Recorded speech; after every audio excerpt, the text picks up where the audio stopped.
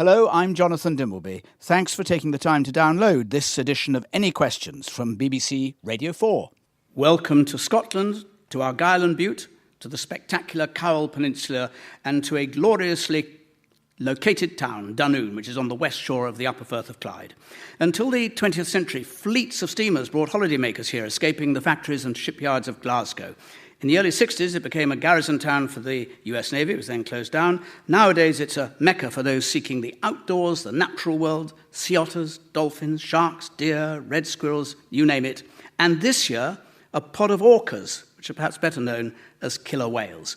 We are at Dunoon Borough Hall, which dates back to the 19th century, has just been restored from its ruinous state, and it offers art, music, drama, dance, and much more to people of all ages and degrees of ability.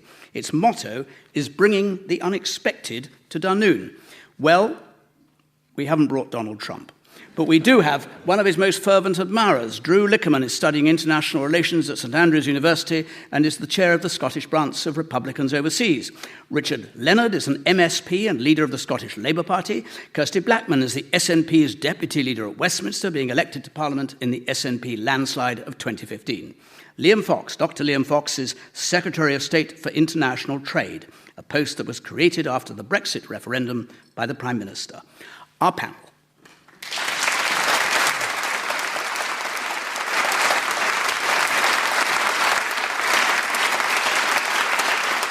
And to our first question, please. Ian Wright, should the UK continue trading with Iran, or should we follow in Trump's footsteps? Kirsty Blackman. I think this is a really difficult one to tackle. I don't think what Trump's done is right. I think his unilateral pulling out of the deals in relation to Iran was the wrong thing to do. I think actually what's happened is over 13 years the nuclear deal has taken place, and actually it's resulted in reducing the amount of enriched uranium that there is, which is what is used to make nuclear weapons. So I think it has shown that there has been positive results in moving this forward.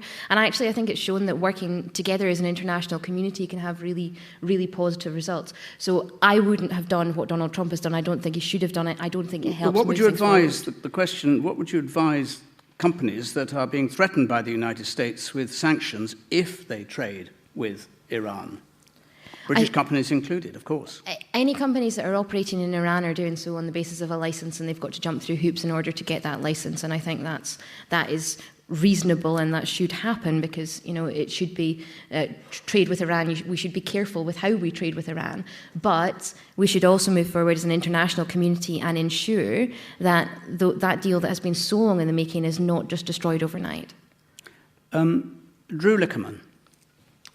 When you trade with Iran, you have to understand all of this money is going directly to the mullahs, the Ayatollah, the IRGC. This is blood money going to Iran. We're paying, these are jumbo jets that are being used to transfer soldiers from Afghanistan and from Iran to go fight Syria's civil war, to go gas children, to murder children, and to keep this bloody civil war going. And Iran, this Iran deal is a failure, and I'm glad that Donald Trump pulled out of it. All it does is delay the inevitable 5 years of Iran getting a nuclear weapon. The money that businesses are doing with Iran are going to the ballistic missile program, which Iran is violating under UN orders. So I would advise President Trump to blacklist any company that does business in Iran.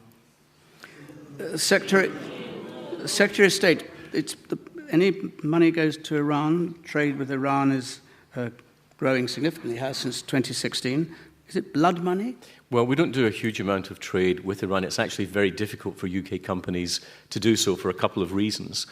The first is it's quite difficult to get finance from the banks to trade with Iran, because any banks that have a financial exposure in dollars will be very wary of the American Department of Justice and what legal action might be taken against them. And secondly, it's difficult to know who the end traders are.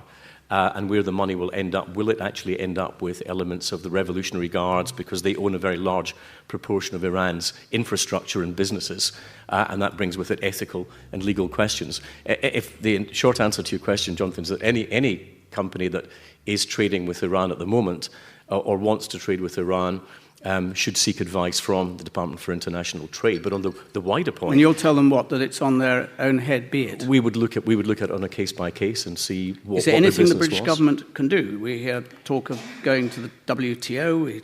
Some suggest there should be offsetting penalties for American companies because effectively there's sanctions being applied against British companies. There's very little that we can do about the basic problems of trade, which relate to the finance for trading. But on the wider issue of the Iran deal, I can understand the reservations that the US have brought forward about Iran's missile program or Iran's behavior in the region. But the whole point of the agreement was the need to neutralize the threat of a nuclearly armed Iran. And while there are other problems that do need to be dealt with, they're best done while the deal is in place. And it's not perfect by any means, and I was quite critical of it when it came into being, but it's better than not having an agreement at all.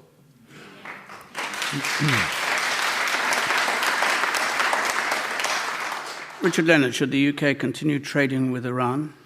Well, I think the Trade Secretary has already pointed out that there is, in fact, very little trade between the UK and Iran. I think the substantive point here is that, once again, we have an example of Donald Trump taking a unilateral decision which could fundamentally destabilise one of the most dangerous parts of the world. And there is no question but that withdrawing any kind of treaty arrangements with Iran will give them a green light to expand their nuclear arsenal and programme, not to restrain it. And that will pose danger for relationships between Iran, Iraq, Syria and Israel. And so I think it's an extremely irresponsible decision which Trump has taken, and is another example why he should not be welcome here if he decides to make a state visit.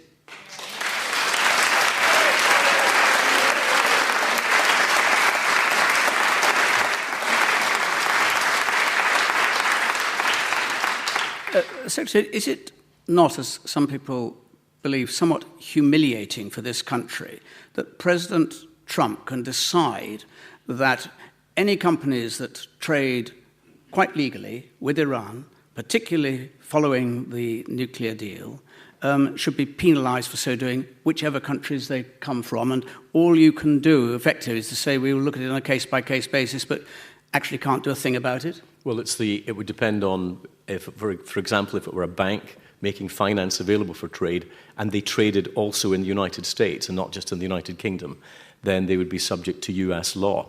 The way around this is that we found some small European banks that have no US trade at all have been willing to lend money for trade going into Iran. But the bigger banks have tended to shy away because the big UK banks tend to trade in New York, and because they're trading in New York, they would be subjected to US law. What about a particular British thing, which is the Rum oil field, which produces 5% of Britain's oil needs, is 50% owned by Iran, 50% at the moment by BP, although there are negotiations to sell it.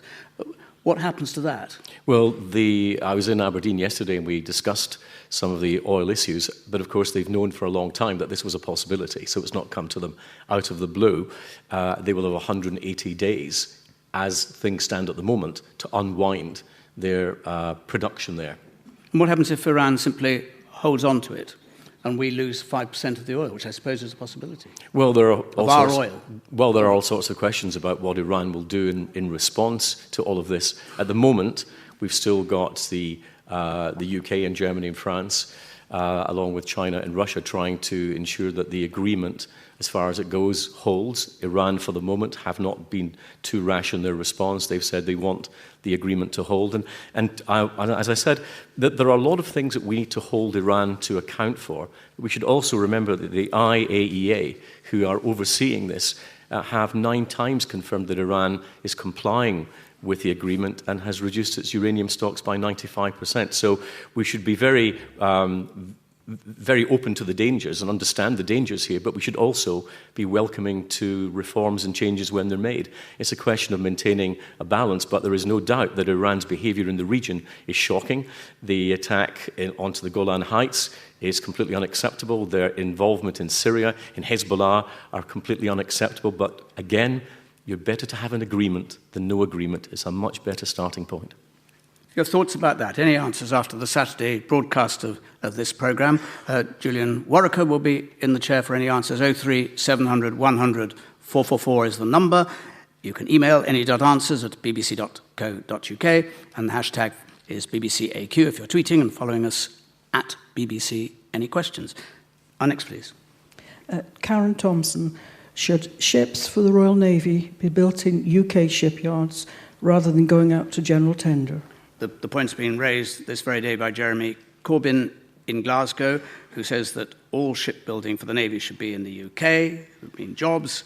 As it happens, there are 3, I think, auxiliary support ships, supplies, ammunition, food, etc., which are to open tender, although the complex warships are being built in the UK, notably on the Clyde. Should it be open tender or should it be restricted to the UK? Let me start with you on this, Drew Liquerman.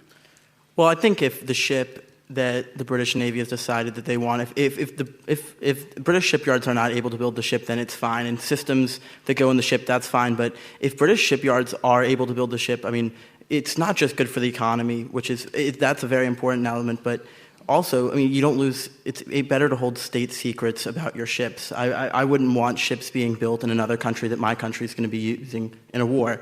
So if you can design the best ship and use the ship you want and use the systems you want, I do think it's important that it's used in the country. And I think it goes back to that with police departments and fire departments also. I think they should be using British-made vehicles and British-made systems if that's possible also. And if they're ships that are basically only providing supplies and therefore are not filled with secret equipment, you wouldn't let the market rage, as it were. You would say it's British come what may. Well, I don't think it should be forced into law you have to buy British, but I think the government should create incentives for companies to want to buy British. I don't think you should be forced to say, if it's not just for shipping that, you have to buy from a British yard, but shipping yard, but it should be, the government should have incentives in place that buyers will want to use British shipyards. It should be the best option to buy from. Liam Fox, it's your government's policy that it should be open tender for these vessels. Well, as you say, the Type 26 frigates are being built in the Clyde. That secures 1,700 jobs and provides 20 years of work, and that's the warship side. But when it comes to the Royal Fleet Auxiliary, it's not legally possible to just build them in the UK without EU tender. Article 346 of the EU treaties exempts, and I quote, only the most sensitive items of manufacture where an EU tender would put national security at risk. And the Royal Fleet Auxiliary don't qualify as sensitive, so they're therefore not exempt. Parts of the warship programme may be exempt, but not the RFA. And the only way, I'm afraid, to get guaranteed UK ability to build exclusively in the UK without an EU tender is to leave the EU Defence Directive. In the future, would you, as International Trade Secretary, wish to, for these particular vessels, not those that are the Type 2026, would you want those to be open to tender around the world to get the best deal that you could? Well, we'd want to ensure that we get the best value for taxpayers and balance that against what we saw as industrial policy. That's always been, I know that having been Defence Secretary, that's always the balance you have to take into account. When it came to the warships, though, the Type 26, the priority was to maintain the capability to build warships and complex warships in the UK, and that's why we chose the Clyde. Richard Leonard. Yeah, these are 3 ships for the Royal Navy, paid for by public money, taxpayers' money, and we've got people being laid off in shipyards in Scotland, but also across other parts of the UK. So I think it's a perfectly reasonable proposition that if we are using public money procuring Royal Auxiliary Fleet ships, they should be built in yards here. Why send the work abroad? So there needs to be... Because that's the law. Well, that's Liam, the EU directive we live under. Well, discover a bit of your Euroscepticism for a minute and let's look at how we can place work, how we can boost the supply chain here. Because you don't tell us that there are not other parts of the European Union where they place orders for all kinds of things through their public procurement process in indigenous industries. And all we are asking for is at a time when there are large numbers of shipyard workers being laid off in the last few months and more expected to be laid off in the next few months, it seems a perfectly reasonable request to call for these 3 vessels to be built in yards in the UK. And I don't know why you, as a Tory, have got such a problem with that. So is the Labour Party's view that we should ignore the law and ignore the EU directive? The Labour Party's point of view is that within the terms of the Lisbon Treaty, it's perfectly reasonable for a Ministry of Defence Royal Navy vessel to be built out with the usual wider commercial procurement processes and built in UK yards, and that's the demand. I'm afraid that's not right, and I'm afraid as a former Defence Secretary I have to correct you. There is a limitation placed by the European Defence Directive. Only sensitive parts of the military programme can be exempted from it, and auxiliary ships are not part of that, so I'm afraid you can't change it. You either obey the law or you disobey it. Which is it? Well, hang on a minute. But the last time work was put out to South Korea, it had to be brought back because it was built to a standard that was below that which was acceptable. There are examples of shipyards where public subsidies have been put in to undercut yards over here. We're looking for a level playing field, and that clearly doesn't exist. And there needs to be a direction with industrial policy. Your government's launched an industrial policy. Why don't you implement the industrial policy and make sure these manufacturing jobs stay here? Just as a matter of fact, do you accept or do you not accept what Liam Fox is saying when he says at the moment, whether you like it or not, under EU law, it would breach EU legislation? I don't accept that, because there have been reports prepared for the trade unions, the shipbuilding trade unions, the JMB and Unite, which clearly contradict that view that's been taken by Liam Fox tonight. Kirsty Blackman. Richard's trying to take some kind of moral high ground here, and the reality is he's got no high ground to stand on. In 2014, we were told that if we voted yes in the referendum, we would lose 13 ships being built on the Clyde. The reality is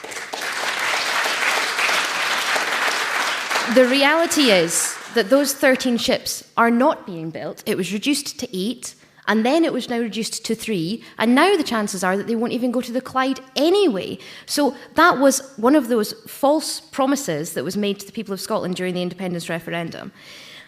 In terms of looking at public procurement arrangements, the other thing is that Liam Fox has not got a particular amount of real ground to stand on in this, because the trade bill that is going through the House of Commons and the customs bill that are going through the House of Commons allow for the UK government to join in the WTO, a public procurement arrangement with other countries. That means that we would talk about doing joint or shared public procurement with other countries, and actually stepping out of the EU may not mean that we do not have an obligation to publicly procure in other countries things that are going to the NHS or things that are going to the Ministry of Defence. Quick response on that, Liam Fox. Well, there's a general exemption when it comes to defence products that where they are sensitive and they're part of national security, they will be exempted from normal trade arrangements. There's no reason why that should change. We'll leave that there. It wouldn't, it wouldn't fix the problem coming out of the EU. It wouldn't mean that we wouldn't still have to publicly procure things in other countries, because we would be in a procurement arrangement with other countries. Well, that depends what that arrangement is. It depends what the treaty is, but it's very clear at the moment, whatever Richard says, that the law says that what he wants isn't possible. What we would be able to do when we left would be up to us. It would be up to you. So that point that Kirsty just made there would not stand except and unless you wished it to stand once you were outside a customs union. Is that right? Is that what you're saying? Once we were outside, we'd be able to determine what we agreed to, but at the present time, we are within the EU Defence Directive. But you said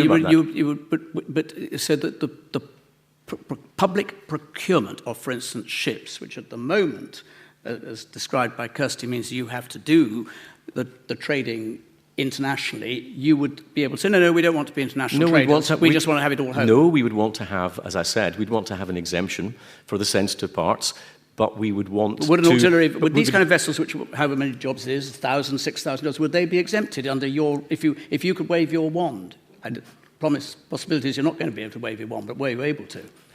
We would want to be, as I said, we'd want to take a balance, as we always have, between our military capabilities and our industrial policy.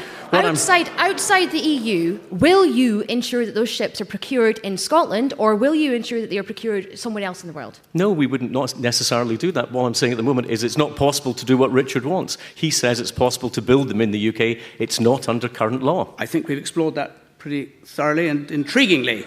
We'll invite you again to any answers, 03700 100 444. We'll go to our next, please. Martin Jones. Isn't the craziest thing about our future trading relationship with the EU the fact that nearly 2 years after the vote, the UK government doesn't have a clear, coherent and unified approach? The Cabinet has just been divided up into 2 rooms.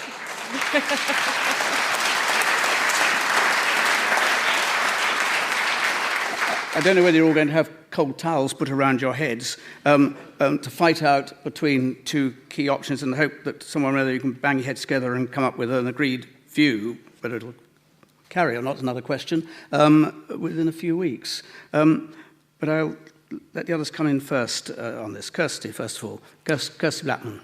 I am... Well, I'm not actually surprised the UK government has not got a clear view yet, because they can't appear to agree on anything in relation to Brexit. That's how we got into this mess in the first place, is that there was a core of backbenchers in the Tory party who were desperate for us to be out of the EU. So David Cameron thought, yeah, OK, we'll have a referendum and that'll placate them, and then we're in this disastrous situation. The reality is that the fact that they've not got a clear view, the fact that the customs bill, for example, has been kicked into the long grass, it's not coming back to the House of Commons until the autumn, that means that companies do not know how they will be trading after we leave the EU, on whatever date we end up leaving the EU. They don't know what the trading things will look like. And actually, the knock-on effect of that is that we are all poorer as a result that no decision has been made, and that jobs are being lost as a result of no decisions being made around this. If there was more clarity from the UK government, if they actually listened to what organisations like the CBI are asking for in relation to the necessity for us to be in a customs partnership, then everybody would be better off, there would be fewer job losses, and the country would be economically more prosperous.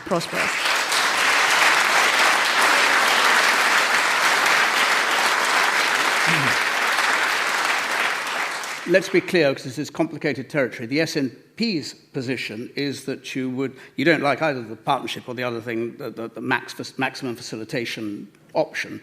You would stay inside the currency, the single market and the union. My preferred option would be to not leave the EU at all. That's still but if I couldn't have not leaving the EU at all, then we would stay in the customs union and in the single market, yes. Okay.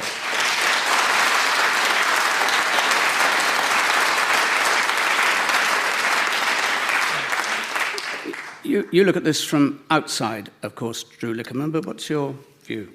So we don't know. I don't know exactly what's going to happen yet. But my tip to the UK government when negotiating this would be, you have to know when to walk away from negotiations, and you have to know that, no deal is always better than a terrible deal. No deal is always better than a terrible deal. And once you leave the customs union, leave the single market, you can get on to trading with major countries like the US and Canada. And you know what? The custom market is a protectionist racket. That's all it is. It stops innovation. Third world countries and countries outside the EU, it stops their production, it stops their innovation. The UK could get on to trading with old Commonwealth partners, get on to trading with the US, and you know what? You know who's going to miss it the most? The European Union. And the European Union, it looks like it could be crumbling right now. With Italy leaving and other countries leaving, the European Union is going to come back begging to the UK. Don't cave into a bad deal with the European Union. Demand a better deal.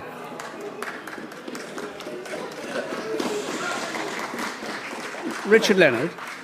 Yeah, well, I think that the handling of the whole Brexit process by the Tory government has been absolutely disgraceful. I think that they have, for example, at an early stage, used the citizenship of EU citizens and their residency here as a bargaining chip, which I thought was an absolute disgrace. They are now, and through this process, almost seeming to be prepared to use people's jobs as a bargaining chip, and I think that's an absolute disgrace. I have to say to Kirsty gently that it is her preferred position that she wants to remain in the EU, but her preferred position is also to come out of the UK, which is worth 4 times as many jobs to Scotland as our membership of the EU is. Of course, just for, again... For you can boo, but it's true. Again, for clarification, the Labour Party's view is pretty confusing too, isn't it?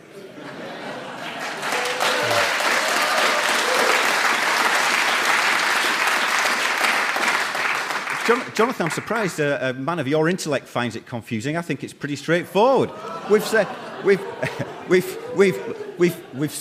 that it needs to be a jobs first Brexit.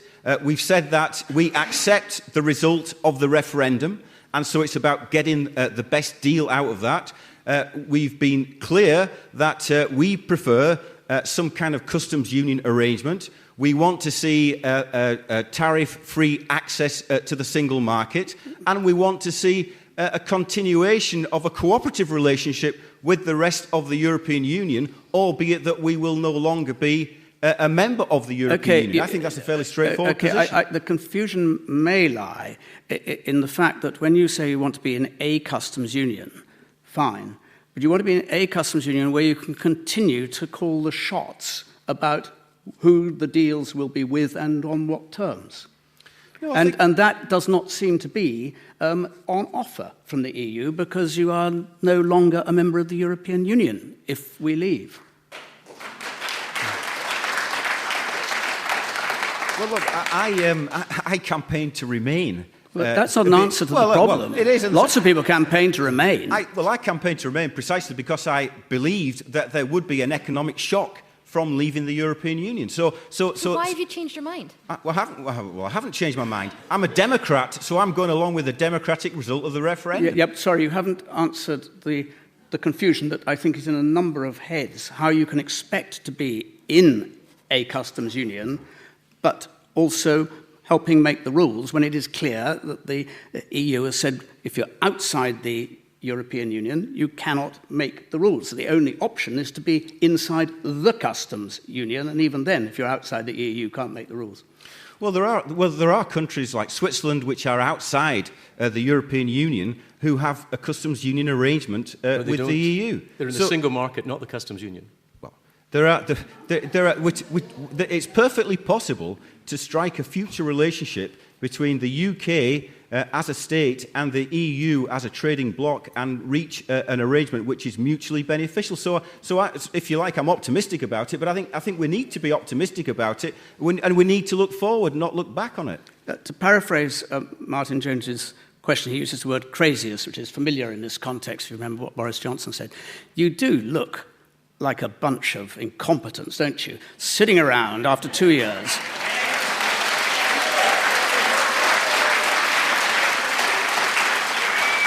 Arguing the toss, shouting the odds in public, while the EU says, please get on with it, business says, please get on with it, and incidentally, the EU adds, and both the options that you are put on the table so far, last August, don't work. Well, first of all, on Kirsty's point about Brexit job losses, it may have escaped her notice that employment in the UK is now at an all-time high. Last year, British exports were up 10%, and we had the highest level of foreign direct investment into our country than we've had in our history. That is hardly an economic disaster. We haven't and left the EU. We haven't left the EU, and the pound has tanked. You have told us. That's why those things have happened. Let's come back. But what you said was Brexit job losses. In other words, the result of the referendum was having a damaging effect on the economy. The economy has been doing very well, thank you. How's UK growth doing in comparison with the EU? How's UK growth doing compared to Scottish growth? That's a very good question. Let's go. Let me take on this. The key point here is this question of a customs union. So the customs union is a legal entity. You can only be in the customs union if you're in the European Union, which we're not going to be. So we can't be in the customs union. So then people say a customs union. But what does that actually mean? Because there's only one major country that's in a customs union with the European Union, and that's Turkey. Now, Turkey is in a customs union for goods, not services, or finance, or agricultural goods. It has to follow EU regulations without having a say on how those regulations are made. It has to align its trade agreements, but has no say in what trade agreements the EU pursues. Countries can get access to Turkey's market by putting goods through the EU, but Turkey doesn't necessarily get access to their market, and Turkey's had to wait years in some cases to get that. Now, if that's not the model of a customs union that people want, then they should tell us what model of customs union we are to get. We know neither from the Labour Party nor the SNP what a customs union means. Let's come to the model which you haven't yet got, and you're seeking to get. The customs partnership made very clear by number 10 that it was favoured by the Prime Minister strongly. Boris Johnson has described as crazy. Is he right to describe the present option as it stands of the partnership? Boris's views are never knowingly understated on any subject. Do you agree with him? Do you agree with him? Well, I think we've got three elements. Whatever the trading agreement we come to with the EU, we've got to determine what the borders look like and what the borders arrangements are. And if the EU thinks that neither facilitating on a modern way at a border or having the customs partnership is workable, then they have to tell us how they think trade's going to operate between the UK and the EU. Well, forgive me, if they say, sorry, it's not workable, you've got to come up with something better. Well, what do you do then? If they say neither element is workable, in other words, you can't have a maximum facilitation, which is what the EU itself has agreed in its trade agreement with Canada. If it doesn't think that's possible, but that's because on the border with Northern. That's because on the border with Northern Ireland, the view is that there should be no cameras, nothing that could be seen as reinstituting any kind of border. That's not a problem with Canada. So we've got two models, as you correctly say, and we've got to ensure that we have three things that happen. One is that we diminish any friction with trade with the EU, so the costs at borders are minimised. We've seen something called the Trade Facilitation Agreement internationally, which we've signed up to, which pushes trade in that direction. Secondly, we've got to ensure that we get the Northern Ireland border sorted out, and we have a number of ideas on that. And thirdly, we need to ensure we've got an international trade policy that's independent. Now, neither of the models that we looked at gave us all three of them to the same degree. So all of us who were on the Cabinet Subcommittee decided that further work was needed because we needed to ensure that when we took a decision, we were taking it on the basis of all the information because of the implication that the decision would have. We have to get it right. We don't have to get it quick. Well, you have made it very clear that you think that if you can't get what the British Cabinet can agree on, it would be better to leave the EU, that there is just leave altogether, cut all the ties. What happens to the Northern Ireland border if there is no deal? I don't think that that's going to happen because you obviously don't want it to happen. It's not just what I want. I don't think it's going to happen. I think there will be an agreement because I think it's in the interests, not least of the Irish government and the Irish economy, to ensure that they've got access fully to the United Kingdom. That's where most of Ireland's exports go. It's in their interest to ensure we have a free and open Is it right? transfer Let me put a of trade. theoretical question, because it's quite an important theoretical question. Would you agree that if you have no deal, you cannot have an open border? Well, we don't want to have. That's why we're trying to make sure we don't end up with no deal. Because you would not be able to have an open border. We believe that there are mechanisms to ensure that we can have that customs arrangement that crosses the Irish border without problem. What I'd be really interested in hearing from Liam Fox is the Treasury's figures, or the Cross-Whitehall figures, have said that new trade deals will make us a maximum of 0.7% of GDP. That's the increase in GDP we will see. Whereas coming out of the customs union will reduce our GDP by something like 7%. Does he think that these figures are accurate? And if he doesn't think that they're accurate, I'd love for him to tell us which ones are. I don't.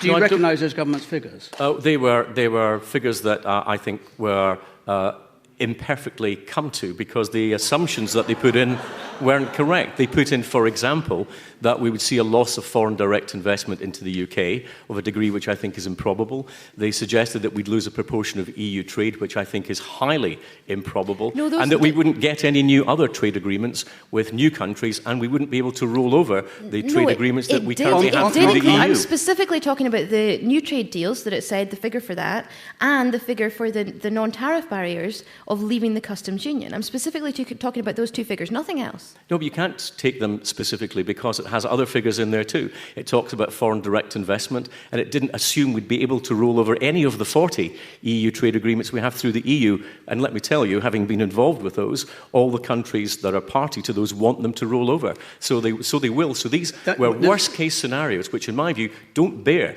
any connection to the likely outcomes of what we're doing. Let me ask you this. It's a Twitter question that came in. Can you name a single trade agreement that you are negotiating or that you have in train that you believe will give us better terms than the equivalent one currently had through the membership of the EU? It's not an either-or. We want to see Britain being associated with the growing bits of the global economy. The IMF tell us that 90% of global growth in the next 10 to 15 years will occur outside the European Union. Where is Britain's growth in trade at the moment? It is outside the European Union. 10 years ago, 57% of Britain's goods and services were going to the European Union. Now only 43% go there. We've got to align the UK and open up our arrangements with the growing bits of the global economy, because that is where our prosperity for future generations will rest. We've had a huge increase in international trade with South Korea since the EU signed a trade deal with South Korea. I don't understand how. South Korea says that we've got to have 65% of EU content in any cars that go to South Korea for them to be tariff-free. Now, if we roll over that trade deal, not one of the cars, not any of the cars that are made in the UK have got more than 65% UK content. Therefore, if we just roll over that trade deal, South Korea will not accept those cars tariff-free unless Liam Fox and his department have been clever enough to agree a accumulation arrangement. And actually, he keeps saying that all these countries have agreed to it. I'm not sure that's true. When were they going to actually sign on the dotted line for this? Well, as you well know, Kirsty, we are not allowed to negotiate or sign anything while we're members of the European Union. So we have to have discussions with them on the basis that when we leave the European Union, they will want continuity. If we leave without an agreement, which I think is unlikely, we would do it on a bilateral basis. If we get an implementation period, we know that those, because the EU have told us, they will treat those agreements as they are today, and they will continue in place at least until the 31st of December 2020. I don't see what is so difficult to grasp about the fact that countries would want to have continued access to the world's fifth biggest economy. Okay, as ever, we discussed this at some length, but it is very important, as everyone recognises. Next question comes from a lovely lady. That's how she describes herself or himself on Twitter. The question is, Nicola Sturgeon told the Scottish Parliament that, quotes, fracking is banned in Scotland, end of story. Should Scottish voters take what the FM says in Parliament as PR gloss or the truth? The issue's come up particularly because two petrochemical companies are taking a case to the Court of Sessions in Scotland seeking to overturn what they believe to be a ban, but the government's advocate has said that the ban isn't in place. The government has not yet adopted a position, so there's a degree of confusion. Clarify, would you be kind enough to do for us, Kirsty Blackman? The reality is that we don't support the development of an unconventional oil and gas industry in Scotland, and that's why a moratorium was introduced in 2015. But is it a ban? Is it a ban? It's a moratorium in terms of planning. We don't. You know what? We don't have the full powers over this. We've had to introduce.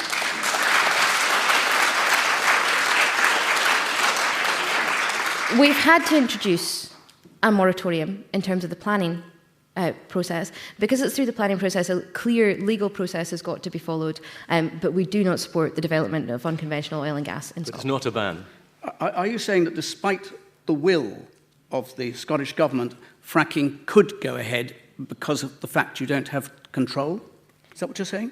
I'm saying that we've had to do things through a planning process. If we had the full control of powers, we could have just banned fracking in Scotland, not through planning.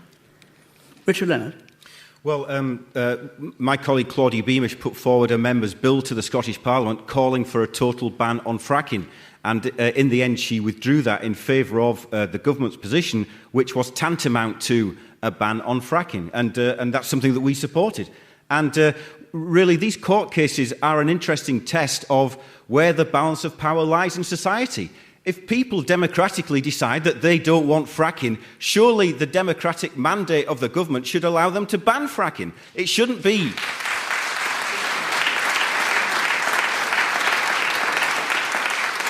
it shouldn't be that multinational corporations or corporations that are in the hands of one or two powerful individuals should be able to change the energy policy of a country. And so I think that the government stance was one that we supported and is right. I think that we should be enabled to make a decision to totally ban fracking. The licensing process has now been handed back to the Scottish Government from the UK Government as part of the most recent Scotland Act. And so the power does rest in Scotland. It should always rest in the hands of a democratically accountable government, whether that's a central government or a local government. It shouldn't be down to the courts at the whim of major corporations or private interests to take the democratic will of the people into an arena like that. It should be, in the end, a decision for the people. It's about who runs this country, what kind of economy we've got, what kind of environment we've got, and what kind of society we want to build for the future.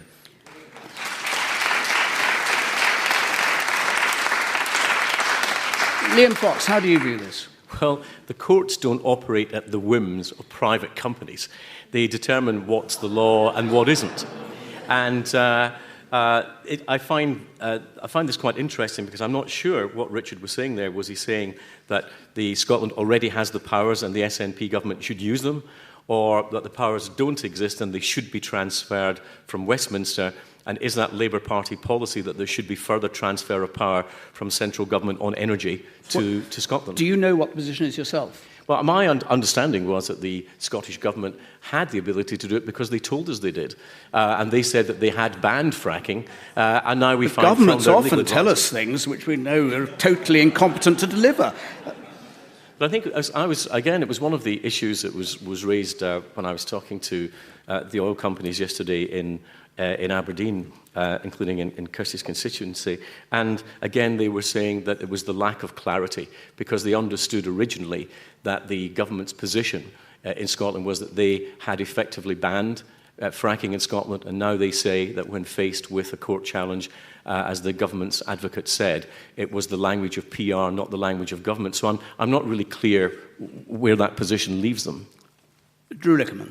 So I just want to start by saying I believe in freedom and federalism, and if Scotland or a society decides they don't want to have fracking, that's the democratic will of the people, and that's the democratic will of the government. However, that being said, you won't like the second part as much, but that being said, there really isn't that much of a problem with fracking. Most of the U.S. has been fracking for 70 years, has over 250,000 sites. It's helped the U.S. decarbonize. It's helped the U.S. meet the Kyoto Protocol agreements, which the U.S. did not sign.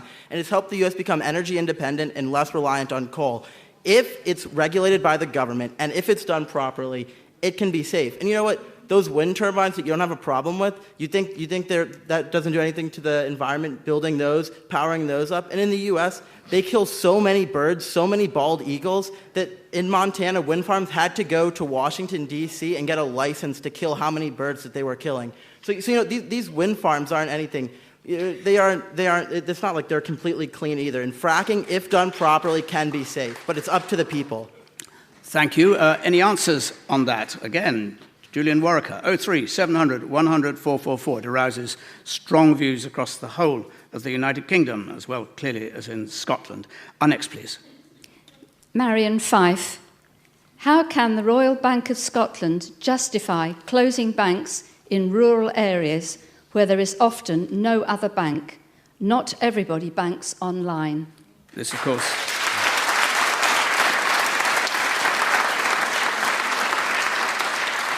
Another issue which is raised across the United Kingdom. In this case, RBS is closing, I think, 62 branches in Scotland on commercially necessary grounds, as the RBS says. And the RBS, of course, is owned mostly still by the British taxpayer. How can it be justified closing these numbers? I'm going to start with you on this, Drew Liquerman. We've only got, I'm afraid, a very short time, so a few moments only. Yeah.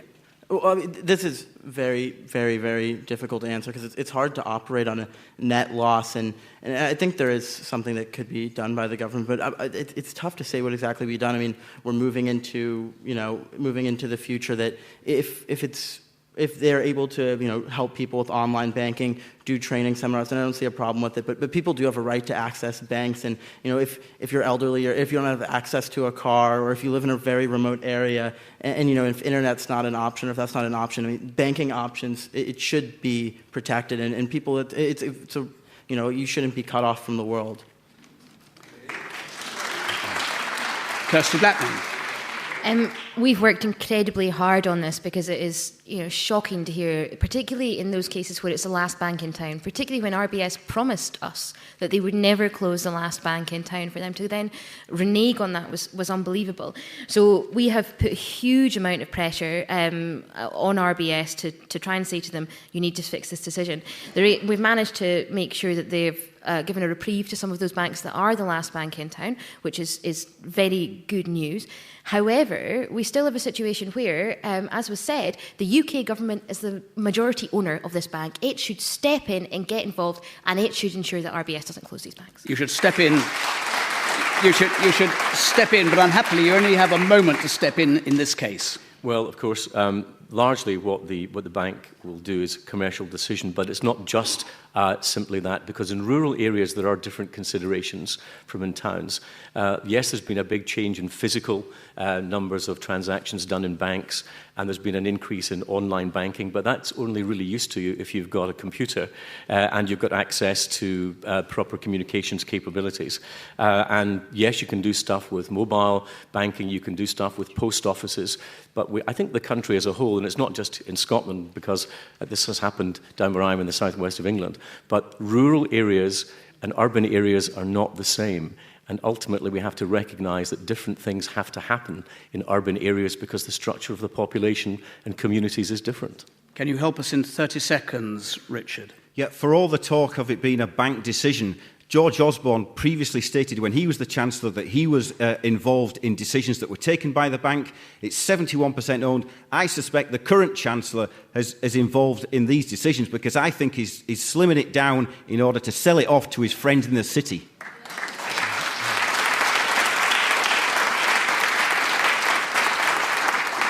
And on that note, I'm afraid we come to the end of this week's programme. Next week, we're going to be down in the southwest of England, Weston-super-Mare, and on our panel there will be you're sighing, Liam Fox. You think, I could have done it down there. It's so close to home. It's only 10 miles from home. Yeah, that's why you're not allowed to do it there. On our panel in Weston-super-Mare will be David Lammy, Labour MP, of course, and the chair of the European Research Group, and one of the figures, perhaps the leading Brexiteer in the House of Commons, Jacob Rees-Mogg.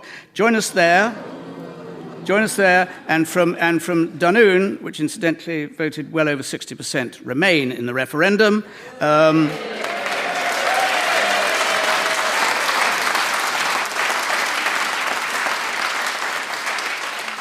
As you can tell, some facts audiences like, other facts they don't. That one, this audience liked.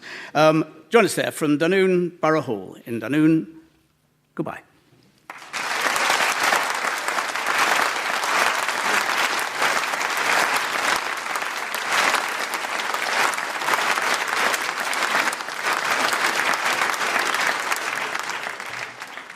I hope you enjoyed Any Questions this week. To find out more about the programme or how you can get us to come to your area, then go to the BBC Radio 4 website and search for Any Questions.